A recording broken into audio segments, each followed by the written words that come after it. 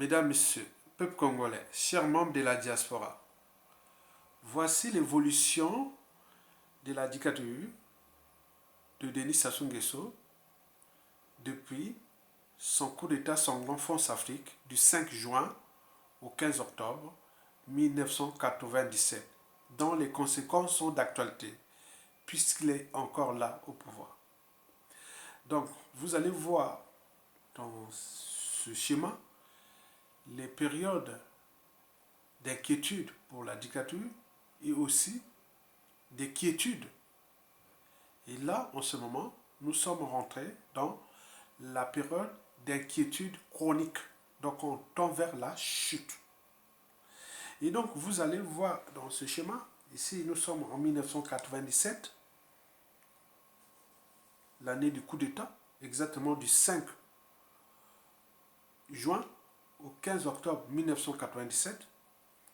Là, 30 000 morts. 30 000 morts. Et après, il s'était taillé une transition flexible de 5 ans, de 1997 à 2002. Et pendant cette période-là, ce fut dur pour la dictature aussi. Et c'est pour cela qu'il a massacré plus de 400 000 Congolais. Parce que dans cette période-là, la dictature pouvait à tout instant chuter, malgré les massacres et autres. Et ce n'est qu'à partir de 2002, Jacques Chirac, son ami, est réélu. Et Sassou Nguesso va tailler une constitution à sa taille.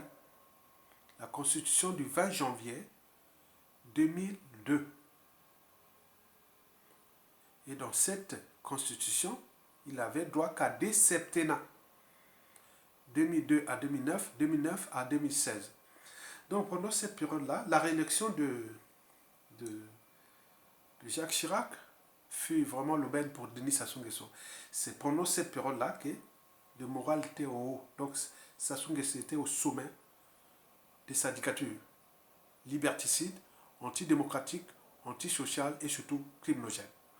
Et donc pendant cette période-là, qui va aussi massacrer le plus grand nombre d'intellectuels, journalistes,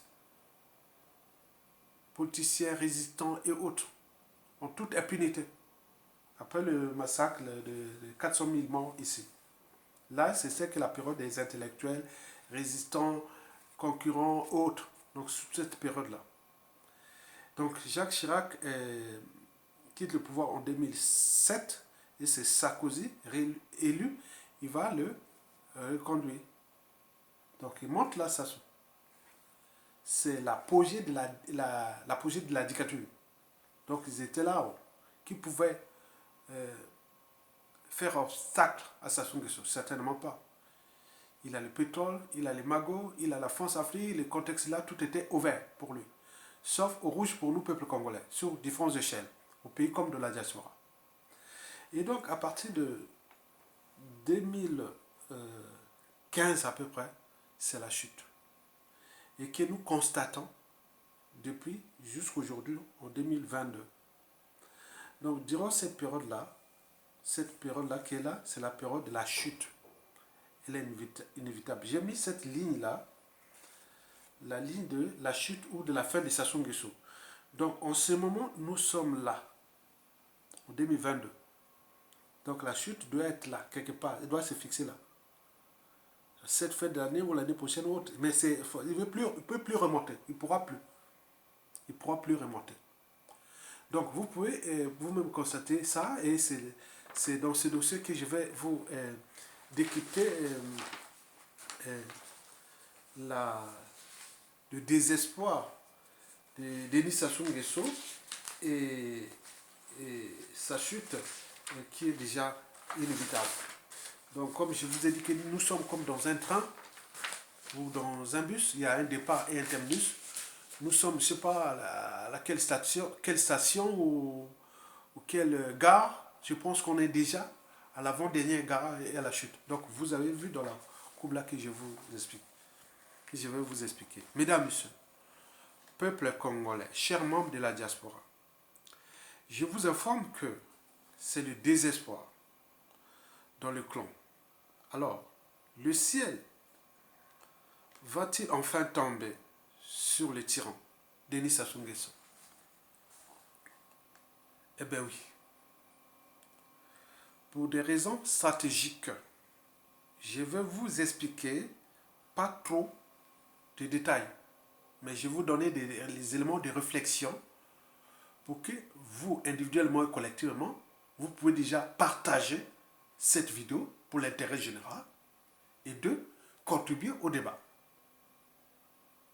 Le débat ici est d'abord citoyen, puis politique, et enfin pour nous, intellectuel. Parce que quand les idées avancent, le combat avance. Toutes les révolutions, les changements majeurs succèdent toujours à la révolution des idées, la révolution intellectuelle. Donc, rappelons-le que le cheminement de la chute de Sassou Nguesso est comme dans les voyages en train ou en métro ou dans le bus. Il y a toujours un départ et un terminus. Et entre le départ et le terminus, il y a des stations. Donc, je vous ai fait cette courbe-là. Vous avez vu l'évolution, là où nous sommes. Donc, c'est comme ça, comme en métro, bus, tout ça. Vous allez, bon, je vais partir là, bon, comme moi à l'époque, hein, pour faire un peu d'idée. Je partais de Mikalou jusqu'à la faculté des sciences. Donc, je prends je prends à Mikalou côté dispensaire Maringouabi, l'avenue Maringouabi là jusqu'à Kebana Virage.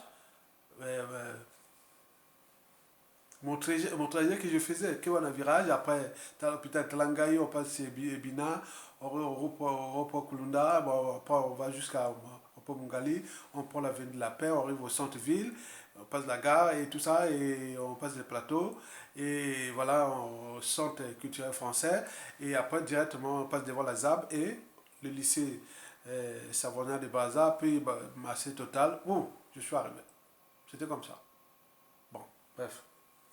Donc, il y a toujours un départ et un terminus. Ok? Très bien. Donc, ce que je vais vous dire là, vous devez en prendre conscience de ce qui va arriver. Le ciel va certainement tomber sur Sassou Nguesso. Et voici pour vous les 5 piliers qui tenaient son pouvoir contre nous, peuple congolais, individuellement, collectivement, tant au niveau civil, politique et militaire, même juste dans son clan, contre notre pays. Donc, je vais vous donner les 5 piliers que chacun de vous pourra nourrir le débat. L'enjeu est de nourrir le débat. Et cette information-là est destinée aussi à tous les réseaux de l'ombre, les réseaux militaires, stratégiques et citoyens politiques qui sont à l'intérieur du pays, qui, à tout instant, peuvent faire tomber sa soumission. Donc, nous le savions que le fruit est rouge. Le fruit est, comment on appelle, le fait est vert pour nous. Rouge pour déjà pour eux. Donc, il faut écouter ce que je vais vous dire. Donc, je vous ai dit 5 piliers que vous devez en tenir compte. Et ces 5 piliers-là vont être le facteur déclenchant ou aggravant ou le détonateur de la chute de Sassou Nguesso.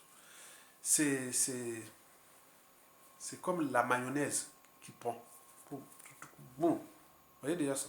Le premier pilier, le fondement du régime Sassou Nguesso, inévitable.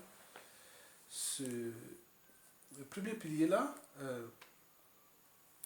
est celui qui a toujours fonctionné depuis son coup d'État sanglant France-Afrique de 1997.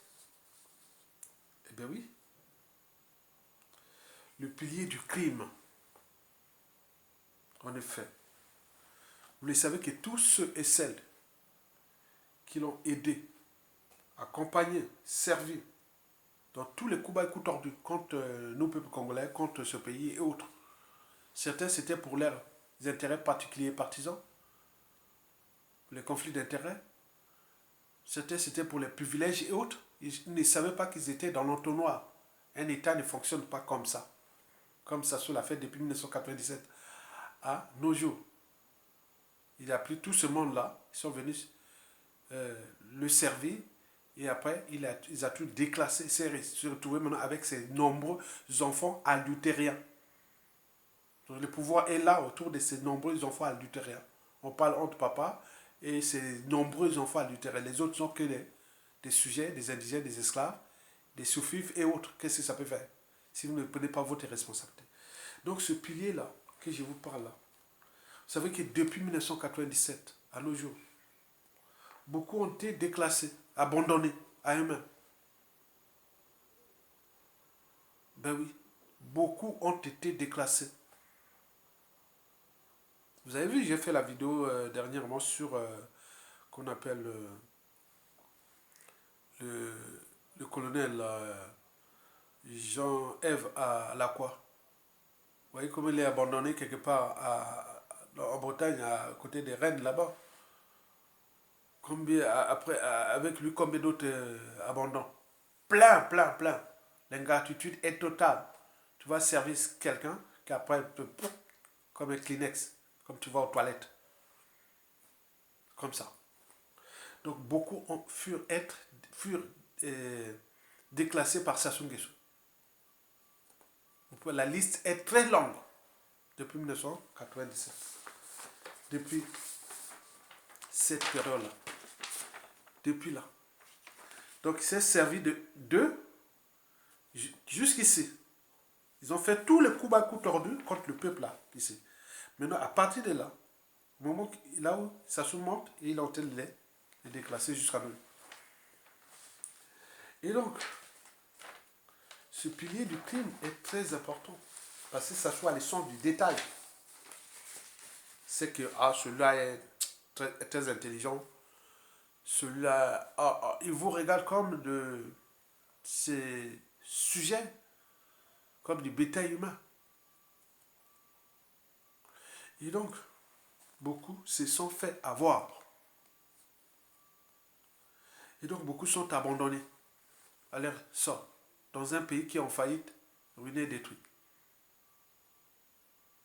Ils ont même envoyé à l'époque leurs enfants à l'étranger, qui n'ont plus de bourse. Vous avez vu ce qui se passe à Cuba, où depuis, attendez, c'est pas possible. Ils sont abandonnés à eux-mêmes. Beaucoup dans tous les pays, alors que, paraît-on que le pétrole est au haut niveau, il doit avoir un peu d'argent, mais rien du tout. C'est pas sa priorité. Et donc, beaucoup sont déclassés, abandonnés. Deuxième, c'est surtout l'exil. Ben oui, beaucoup ont vu, ah tiens, non, non, non. Ceux qui avaient moins la raison, leur forme de liberté, de dignité et de conscience. Même le parti dit, non, non, non, non, je me barre. Beaucoup se sont barrés à l'étranger. Certains sont devenus des fugitifs, donc recherchés par les services de sécurité de Sassou Nguesso pour racheter leur conscience ou les éliminer. Ils se cachent. Beaucoup sont à l'étranger avec des poisons qu'ils ont reçus. N'oublions pas les emprisonnements à la chaîne qui, Paulin Makaya, Mokoko, André Okomi Salsa, on peut en multiplier tous. Ils sont tous passés par la case prison. Pour comprendre la nature de la dictature de Denis Sassou Nguesso, il faut comprendre ce moyen de pression. Donc la prison fait partie de ces moyens de pression. Elle exerce contre tout le monde dans ce pays. N'oublions pas les assassinats. Le plus flagrant, c'est en 2021, quand Guy Biff a fait coller là. Il pouvait certes les laisser vivants et autres pour qu'aller l'empoisonner. C'est pas possible. Et combien d'autres empoisonnements? Donc ça fait beaucoup, et beaucoup sont déçus. Et donc, la déception est à la hauteur du comportement de menteurs, de mégalomanes et de cyniques du dictateur Denis Sassou Nguesso. Oui, ça fait beaucoup. En termes de déception, de traîtrise, de rancune, de haine, de règlement de comptes en dormance et enfin de contentieux historiques non traités. Et même au niveau de sa tribu, de son clan, excusez-moi, de sa tribu, de son clan. Le climat de méfiance et de défiance est total. Ce climat de méfiance et de défiance est tel que le pouvoir ou le système se fonde désormais de l'intérieur. Vous savez qu'en physique, c'est-à-dire la physique fait partie des sciences pures. En physique, on appelle cela le processus de désintégration. Désintégration. Oui. Il ne manque plus que l'intercelle pour que tout se déchaîne. Exactement comme le bombardement d'un proton. Hein, on bombarde un proton sur un noyau d'uranium. Et cela crée une réaction en chaîne qu'on appelle l'énergie nucléaire ou la bombe atomique. Donc tu prends un proton, tu bombardes sur le noyau d'uranium, 235, 236. Le noyau d'uranium est très instable. Donc le système Sassou Nguesso est comme ça aussi, comme le noyau d'uranium. Il est très instable. Il suffit d'un proton, pouf, ça crée une réaction en chaîne. Pour ceux qui ont fait la physique, hein, un cours de physique. Bon, j'en ai fait la physique jusqu'à deuxième année d'université avant de continuer biologie. Bon, bien, bref. Donc, méfiez-vous des apparences. Dans le clan et le système, tout ce monde-là se regarde désormais en chien de faïence. Dans le clan, comme on voit dans le clan, hein, bon, est-ce que vous... À moins que vous n'ayez pas un cerveau, si vous avez au moins un cerveau, une âme, une conscience, est-ce que les clans familles des Dabira sont en confiance avec Sassou Nguesso comme le fut le cas dans les années du coup d'État? Certainement pas. On peut ajouter le clan Le Kunju, le clan Jean-Didier Elongo, Nyangambola, on peut en multiplier. Même le général Okoy, entre eux, c'est regarde. Eh bien oui, parce qu'ils sont habitués à des coups tordus entre eux. Ils apportent souvent la mort. Donc chacun, peut-être que, voilà, vous imaginez. Vous croyez que le clan des Tchourou, d'Avoukou, de Mutando Adoua, Mukoko, André Okombi Salsa, Ngalbali, Njan, Kolela, Mukweke, tout ce monde-là, ils sont vraiment en amis, hein, voilà, bon, on est ensemble pour détruire ce pays, ce peuple? Certainement pas. Ils ont moins un cerveau. Et donc, il faut se dire que la méfiance et défiance est totale. Et donc, patience. La désintégration du clan est déjà à l'intérieur. Parce que quand un système commence à se bouffer entre eux à l'intérieur, c'est que c'est fini. Parce que le bien là n'est pas à eux, c'est au peuple qui a les derniers mots et les derniers jugements. Et dans le peuple, on ne sait pas qui est qui à tout instant peut prendre ses responsabilités et se dire, voilà, je suis là, et le peuple derrière. Méfiez-vous des apparences.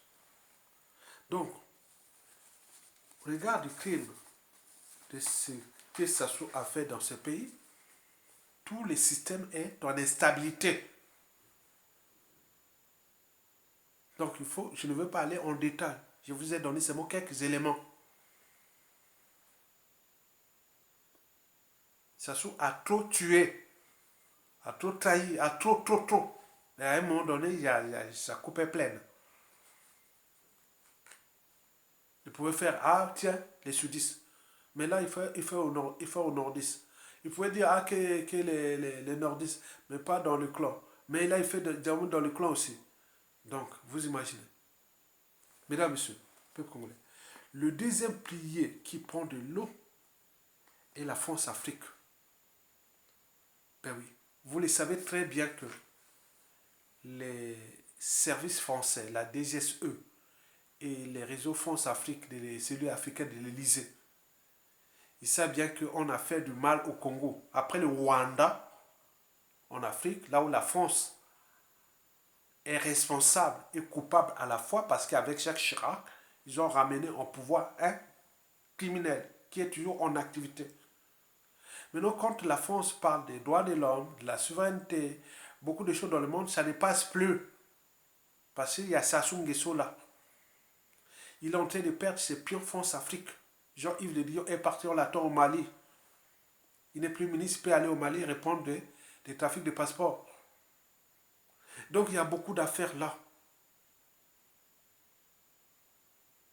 Et risque de cohabitation ici en France, même si ça peut arriver, Macron 2 ne sera plus Macron 1. Parce qu'il sait bien que la France compte beaucoup sur l'Afrique. Et Denis Sassou Nguesso est au sommet du mal, du malheur de l'Afrique, occasionné par la France. Donc Sassou est infréquentable, même si pour les situations géostratégiques, on se dit que tant que le peuple congolais ne prend pas ses responsabilités, on fait le double jeu. Donc c'est à nous, c'est un signal d'alerte. Prenez votre responsabilité. Si les militaires congolais, n'importe qui prend les responsabilités, je vous donne les réseaux que je connais de la France. Je suis quand même 30 ans en France. J'ai fait des études supérieures ici, j'ai fait les familles ici, je suis qu'avec les Blancs. Mais je connais le réseau. Donc on a beaucoup de réseaux quelque part. Donc les gens, si vous prenez les responsabilités, ce sont des leçons d'alerte, vous prenez les responsabilités des centres de station. La France viendra pour observer, est-ce que ça va, voilà, donc c'est ça. Donc si vous laissez Libco, c'est à ce moment-là, lui il est en train de fracasser ce pays, mais comme c'est un net mortel, il va partir et nous laisser une merde et les situations que vous allez voir à la fin de cette vidéo. Puis je vais vous donner les 5 situations que nous pouvons vivre réellement avant à la chute de Sassou. Je l'avais dit pour la Tunisie, c'est vérifié, un Tunisien m'a dit, je l'avais dit en 2011, voilà ce qui va s'arriver en Tunisie. Je l'ai fait pour l'Égypte, j'ai fait aussi pour un autre pays d'Afrique australe. Et oui, le gars a dit, oui, tes scénarios sont vraiment toujours vérifiables. Oui, parce qu'on tient compte des indicateurs. On fait un travail de réflexion d'intellectuels ou de citoyens, ou autre, on regarde beaucoup de choses, de faits historiques, et on sait un peu de comprendre notre anthropologie africaine, donc on sait un peu de futur. Donc je donne des informations stratégiques qui, certains vont prendre les responsabilités. Donc, au ce moment, Sassou est isolé. Il fait le jeu, mais Macron le maintient parce que nous ne prenons pas notre responsabilité. Si on prend notre responsabilité, la France ne viendrait pas faire comme l'avait fait en 2000, je pense en 2019, quelque part, ou 18 ou 19 au Tchad, qu'il avait bombardé les colonnes. Voilà, donc c'est pas ça. Ou aller, non, ce n'est plus possible. Parce que la France, regardez la France là où elle a fait le mal au cours des 30 dernières années en Afrique, au deuxième rang, c'est nous, le Congo-Brazzaville, nous les Congolais. Ça reste des contentieux historiques. Comme j'ai parlé à l'époque, si la France ne prend pas ses responsabilités, les relations diplomatiques, économiques, militaires et géostratégiques entre la France et le Congo risquent d'être tumultueuses et voire froides dans l'espace et le temps au cours des 10, 30, 40, 50 prochaines années, comme l'est l'Algérie avec la France. On va être dans des situations comme ça. Et celui qui porte ce malheur-là, c'est Sassou. Parce que vous avez vu sur la courbe là, tué plus de 400 000 morts en espace de 5 ans. C'est pas possible. Et il est là. Donc, vous imaginez que la situation, ce deuxième pilier là, s'effondre. Et donc, c'est l'appel aux militaires, aux patriotes, de prendre votre responsabilité. Le fruit est mieux. Il ne pourra pas. Maintenant, c'est le langage, le message que vous allez lancer quand vous allez descendre Sassou Nguesso. Mais si vous ne les descendez pas, et bon, ils ne vont pas prendre les responsabilités, puisque Sassou ne les a pas trahis. Il a trahi que le Congo, les Congolais.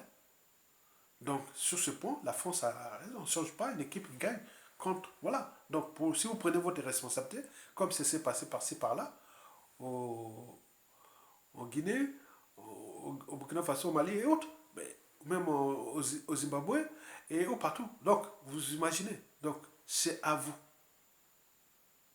Donc, je vous lance les signaux d'alerte des réseaux que je donne des informations, sans aller dans les détails. Donc, prenez votre responsabilité. Donc, ce deuxième pilier-là prend de l'eau. Constatez vous-même Macron 2, ce n'est plus Macron 1. Étant donné que aussi la situation de l'exécutif ici va être compliquée.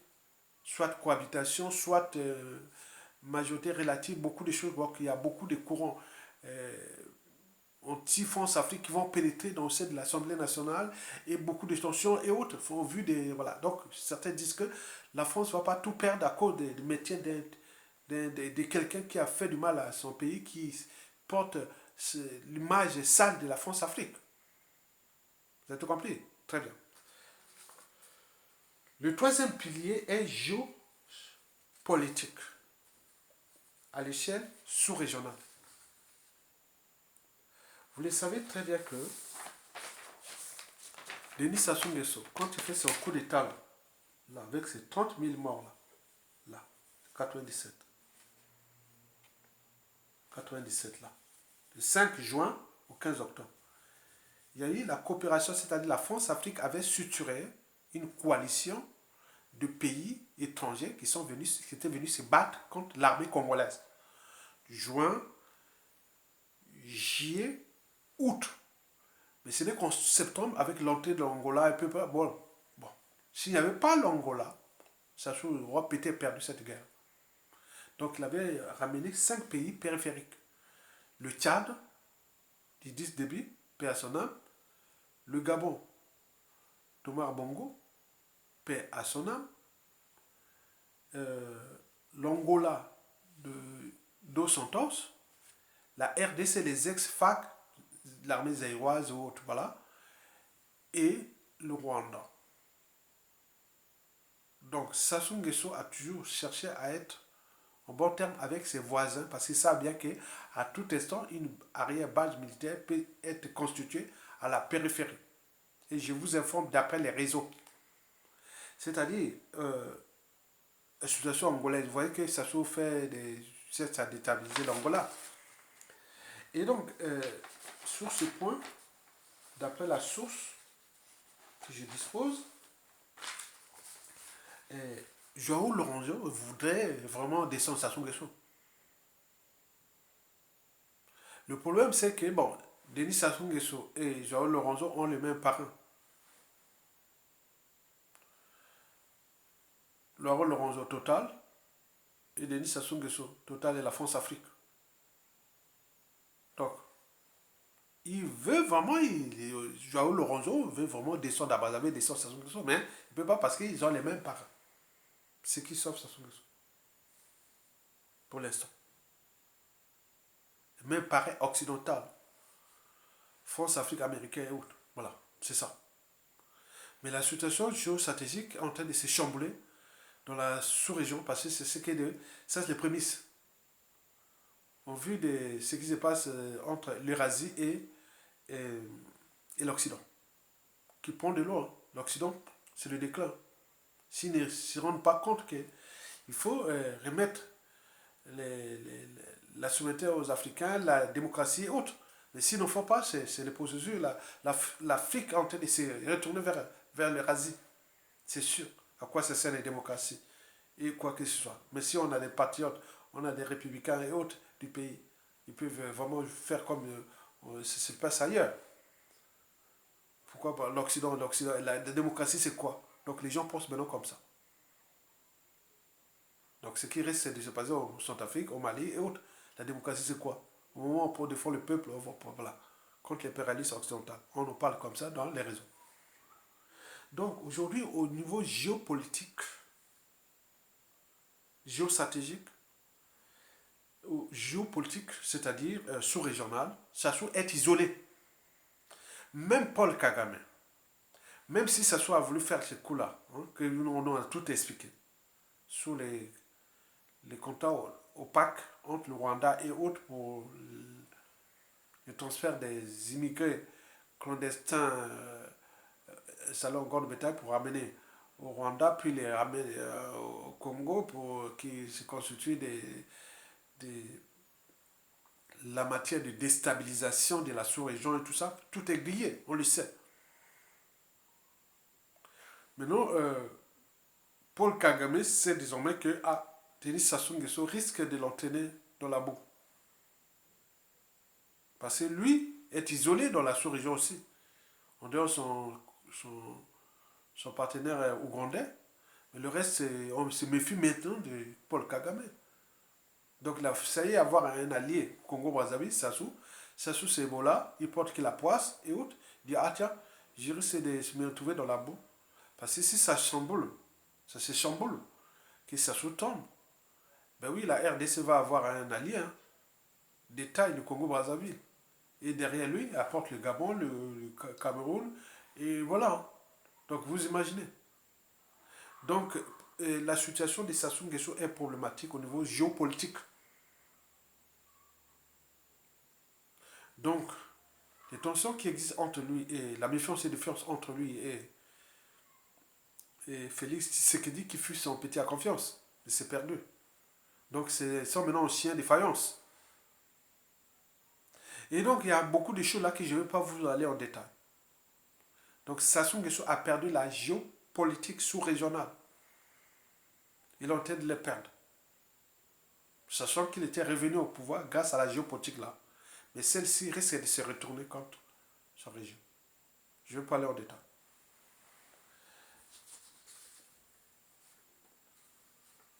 Le quatrième et avant-dernier pilier qui prend de l'eau dans la dictature de Denis Sassou Nguesso, c'est la corruption. Ben oui. Denis Sassou Nguesso, c'est l'homme, combien ça coûte. Au moment où le pétrole coule à flot, l'argent partout. On demande combien ça coûte pour aller acheter la conscience de tel opposant, tel ceci. C'est lui, c'est ça. Combien ça coûte? Bon, on te donne la compte. Tu vas faire le coup. Si tu restes, tu viens prendre le reste. Combien ça coûte? Oui, ça coûte 10 000 dollars. Bon, écoutez, on te donne 3 000 dollars. Si tu reviens, on te donne les 7 000 dollars. Mais parfois, il les roulait dans la farine. Après, il se trouvait dans les embrouilles. Il commence à pleurer qu'il ne m'a pas donné tout ça. C'est leurs affaires. OK? Mais c'était ça. Retenez bien, Sassou Nguesso, c'est l'homme de combien ça coûte pour acheter la conscience, pour trahir les uns des autres dans les familles, dans les clans. Combien ça coûte pour punir les uns des autres, pour empoisonner ou pour assassiner. Combien ça coûte? Donc il faut en tenir compte de ça. Mais beaucoup l'ont compris. Aller tuer. Attends, aller tailler et autres. Ça n'est qu'un aide de passage. On a fait la lecture de la chute de la plupart des dictatures. On voit comment est devenu les gens qui servaient. Vous savez que la traîtrise serait toujours à monnaie de singe. Ne faites jamais autrui. C'est que vous ne souhaitez pas qu'on le fasse sur vous-même. Et surtout, notre pays est petit. Celui qui blesse ou tue ou trahit peut oublier, mais celui qui porte le deuil ou la cicatrice n'oubliera jamais. Donc il y a des gens aussi, donc de leur lire quand ils se réveillent le matin, dans les réseaux, on nous informe, on se forme les uns des autres. Je suis très bien informé. Par exemple, pour moi, dans les réseaux de mes informations, je vais vous dire, hein, je ne cache rien. Hein. Le premier réseau de moi important qui me forme dans les réseaux stratégiques du pays et dans le monde. Quand je suis là, j'ai beaucoup d'informations. Il y a des messages codés, il y a des plaintes et tout que je passe. Le premier réseau, ce sont les TK. Si vous voyez Aya Tonga là, donc une information sur deux, c'est un TK. Qui me le donne? Ben oui. Les TK sont où? Du nord au sud, de l'est à l'ouest au Congo. Ils s'arrêtent chez moi à Makwa, chez Lengari. C'est là où j'ai vécu avec eux. C'est Lengari. J'étais Makwa de souche, mais j'étais dans le quartier Ngari, qui est situé entre le collège Edouard Ambetta et le lycée Compagnon. Eh bien oui. On allait vers Kati Wongo. J'étais là. J'ai vu qu'avec eux. Un gars. On allait vers l'aéroport. Tout ça. Ou vers Etumbi. Donc, vous voyez ça. Donc, j'ai les réseaux puissants des Teke. Donc, ils me parlent beaucoup.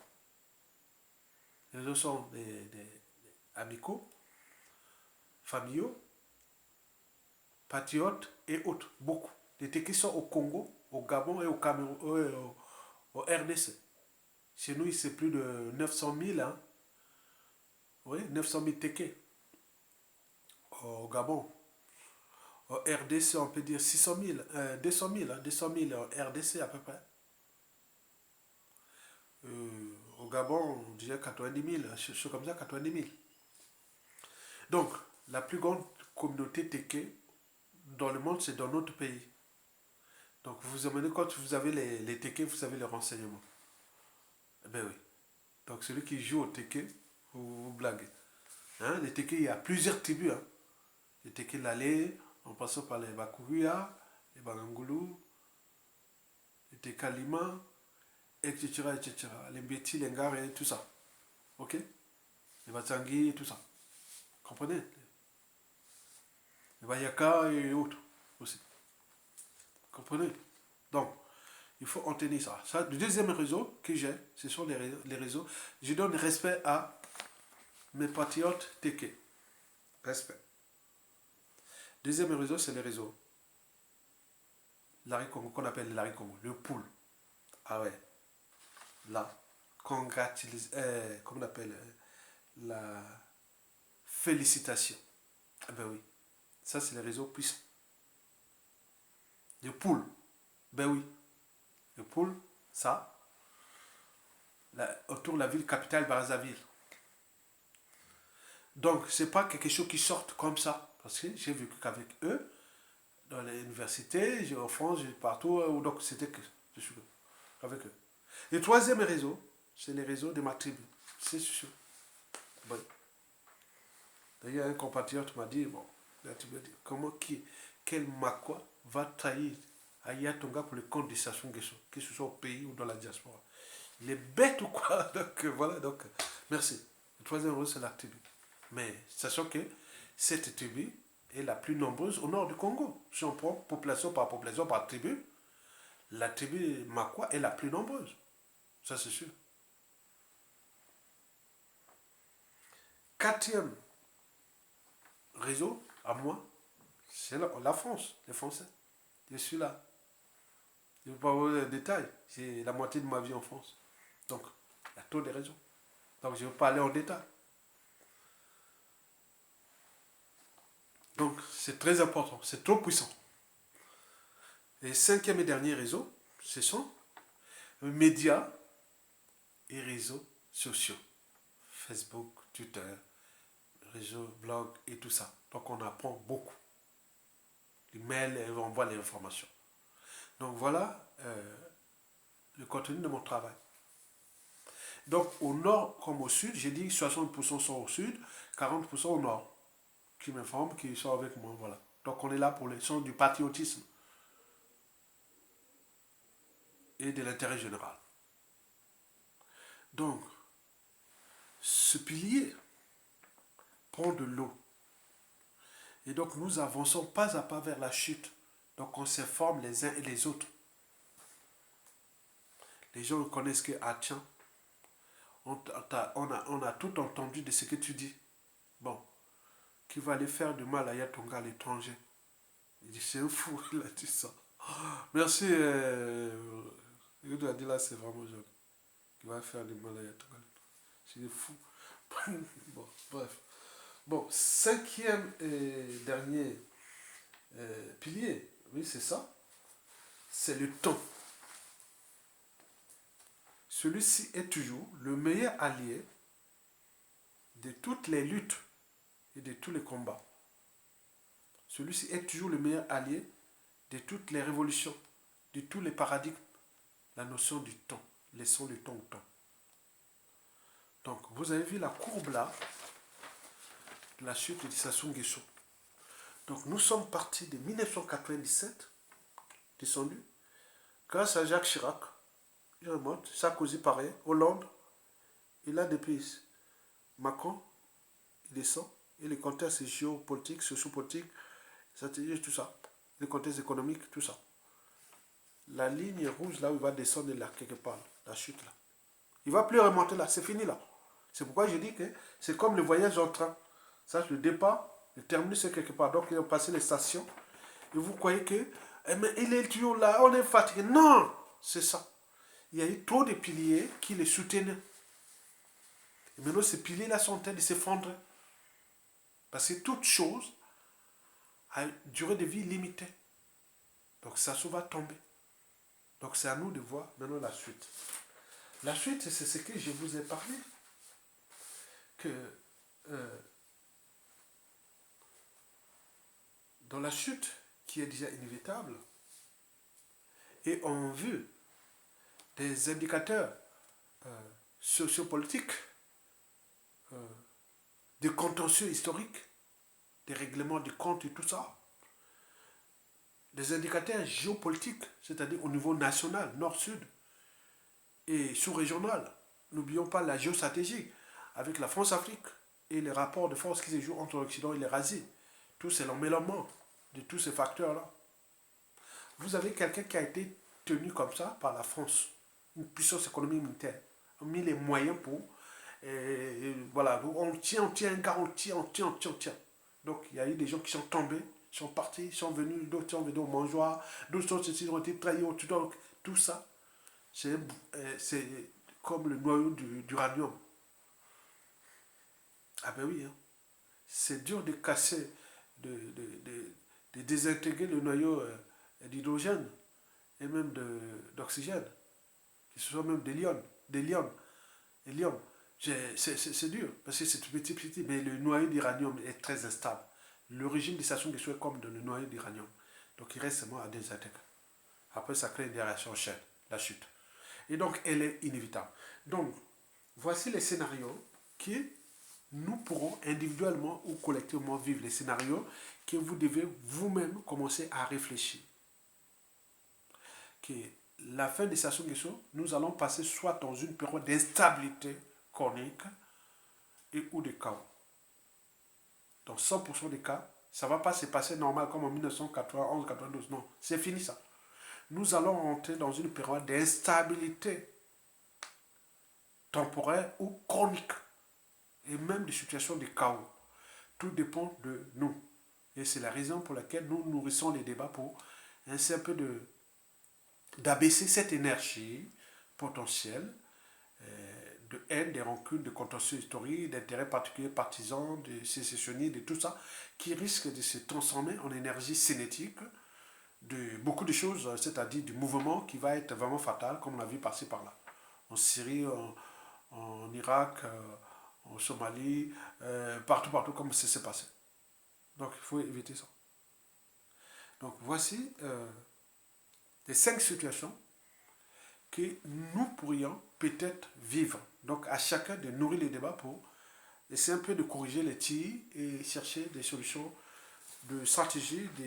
Donc nous sommes dans un environnement qui est africain où l'Occident, pour conserver son rang mondial et ses stratégies des matières premières d'énergie, de domination, veut créer le chaos en Afrique.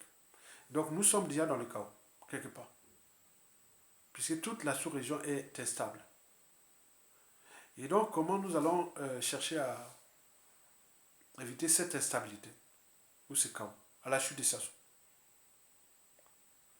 Donc, pour ce faire, je vous donne, il y a 5 situations que nous pourrions individuellement, collectivement vivre. La première situation, à la chute, comment ça s'est chuté, ou la mort, ou la chute, autre, ce qui peut arriver à tout instant, il a 84 ans. Il est là, il est vraiment, je ne sais pas, voilà. Donc, à tout instant, par rapport à ce que je vous ai dit, où chacun veut prendre ses responsabilités et d'être à la place de Sassou. Nous avons un Congolais là qui est là, qui peut aujourd'hui être là, oh, tiens, il est demain, il est au palais du peuple là. Il invite, et voilà. Donc, on donne les scénarios pour qu'on arrive là. Donc, voici la situation si nous ne prenons pas conscience du danger,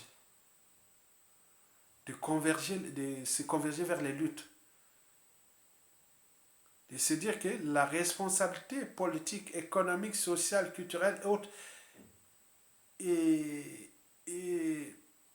géostratégique, tribale et autres, la dictature des Sassou Nguesso n'est pas par association. C'est individuel. La chaîne des responsabilités. Le poisson pourrit toujours par la tête. Donc si on voit la chaîne des responsabilités qui est à la place à la tête au ministère de la Défense ou de l'état-major des armées ou au ministère de l'Éducation, donc il y a les chaînes des responsabilités. On va chercher un à un ceux qui sont vivants. Il faut parler de ah oui, tu es du nord, tu es du sud, tu es du... Non, non, ça vous embrouillez et les malins vont passer toujours là. Donc il faut la chaîne des responsabilités, aller les sortes du détail, du droit, comme ça se passe ici. Quand il arrive une situation en Occident, vous imaginez, c'est toujours on va chercher l'individu, on ne va pas dire ah oui, tu es tous les noirs, tous les blancs, et autres comme nous en fait. Non, c'est pas ça. Donc il faut en tenir compte de cette réalité. La première situation que nous pourrions vivre si nous ne prenons pas conscience du danger, la situation du Tchad et ou de Guinée-Conakry. C'est-à-dire, on peut placer un membre du clan ou une dynastie ou autre à toutes les autres comme au Tchad et autres.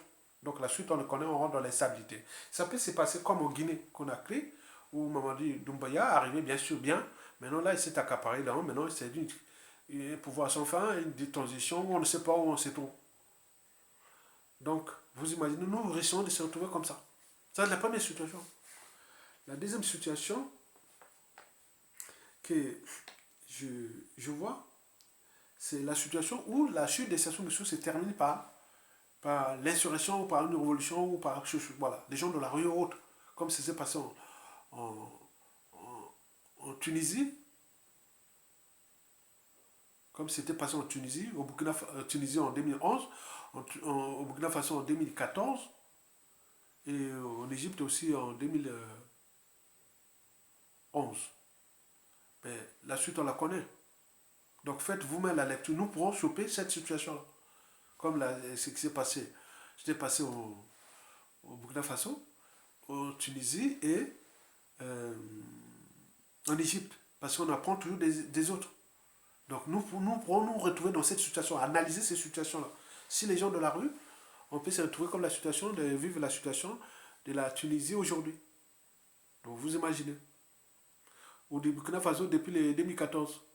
On peut vivre ça. Et même la situation de l'Égypte. Ok? Faites attention de ça. Donc observez ça. Est-ce que vous voulez vivre ça ou pas? Ou même du Soudan. En 2019. On voit ce qui se passe au Soudan.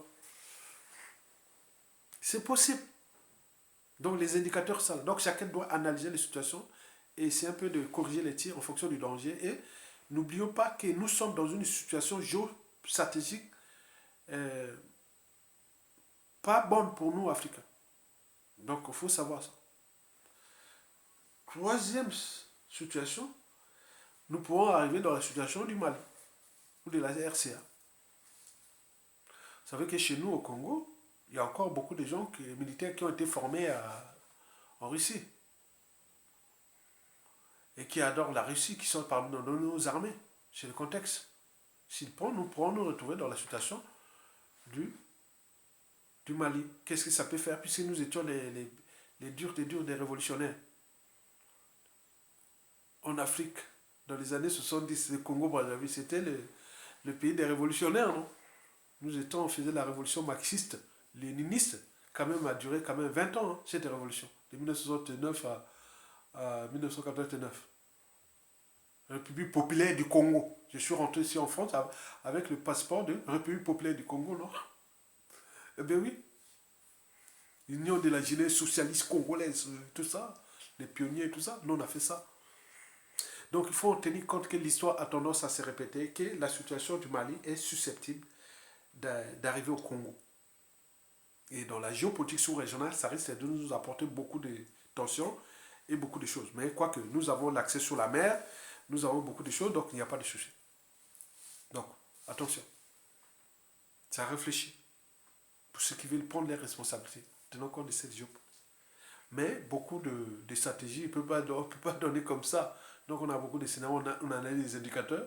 Au moment que le sera au pouvoir, on va analyser les indicateurs, hein, ça ne sort pas comme ça.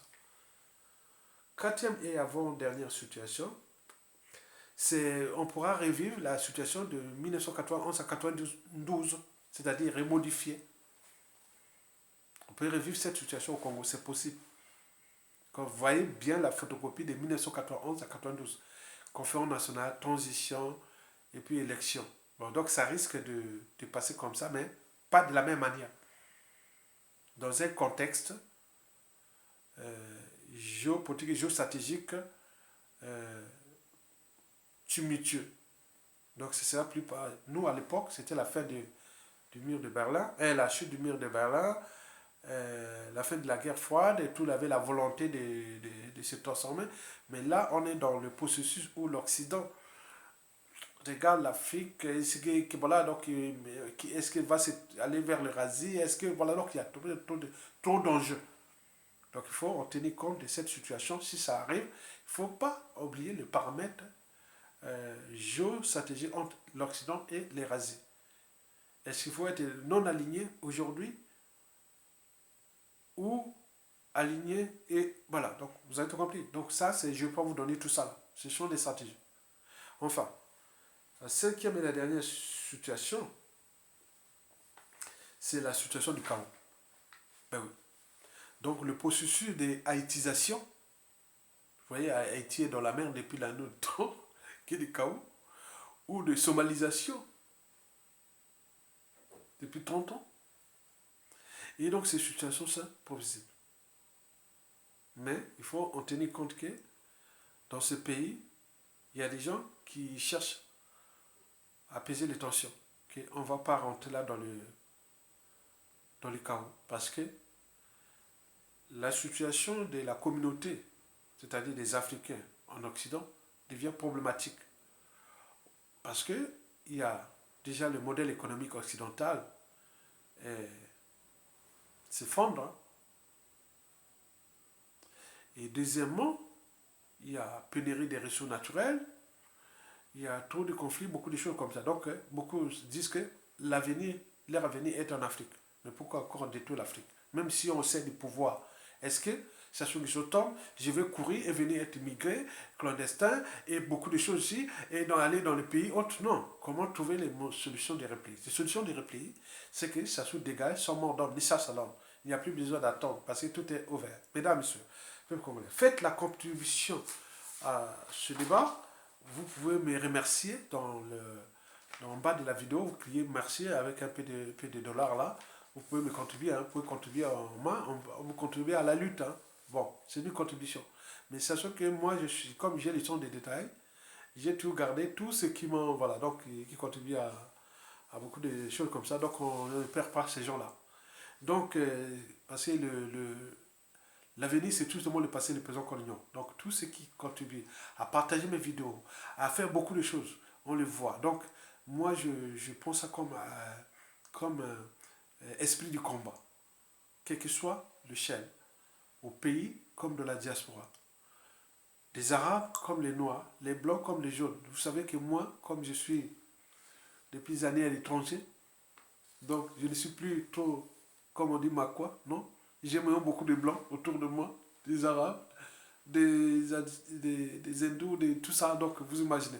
Donc notre langage est modéré parce qu'on est maintenant avec tout le monde. On est trop, derrière moi, c'est trop de métissage ici. Donc je ne veux plus être là. Donc l'avenir du monde est le métissage. Et donc nous devons continuer dans ce combat, dans ce sens-là. Mais d'abord récupérer notre pays. Parce que le monsieur là est le danger. Et la France-Afrique, elle sait déjà que la loi du karma de la France-Afrique, ce n'est plus seulement l'esclavage, la colonisation, la France-Afrique, mais surtout c'est Sassou Nguesso là, qui a, différents régimes, dont Jacques Chirac, Nicolas Sarkozy, François Hollande, aujourd'hui Macron, laisser libre cours à un individu à massacrer les gens. Pourquoi aller encore parler de l'Ukraine, parler de ceci, ça n'a plus aucun sens. Donc la parole politique a parfois du sens au moment aussi que vous pensez qu'il y a des choses qui se passent mal ailleurs et que vous êtes aussi les responsables, les acteurs. Donc on ne peut pas faire deux poids, deux mesures. Donc la Sassou Nguesso doit être dégagée si on veut apaiser les tensions. Mais c'est à nous, Congolais, de prendre notre responsabilité, déjà du peuple. Donc, Longa, likez pour ceux qui veulent liker et partager, commenter pour nourrir les débats. Très bien. Et aussi, pour ceux qui veulent faire une petite contribution, vont la merci, ils cliquent là, ils vont chercher un truc de 1 $, voilà, j'ai contribué, voilà, c'est tout. Donc c'est à côté, on continue la lutte. Mais Chacho va tomber, il doit tomber. Et nous travaillons dans l'ombre. À bientôt. À toute la résistance debout, du nord au sud et de l'est à l'ouest, depuis les Vili jusqu'à Montiombo là-bas à Betou. Hein? En passant par les fonds, les Djem et surtout les Lukuba. N'oublions pas les Mbeti, hein? Les Bakukuya, les Moy, les Congolari, les Tekelale et les Bayaka, les Kuni, les Yumbe, les Batsangi, les Dondo, les Soudi, les Kouyou, les Makwa, les Mboshi, les Bokiba, etc. etc. C'est mon peuple. Moi, tout ce qui est dans ma tête, c'est individuel. La responsabilité politique, économique, sociale, autre, c'est individuel. Mais ce qui va arriver au Congo, c'est déjà la réconciliation. Et puis, les institutions nouvelles, les états généraux de la nation, beaucoup de choses comme ça, c'est déjà préparé. Non, ok? Allez, seule la lutte libère. Tokolonga, à bientôt. Bon vent au peuple congolais.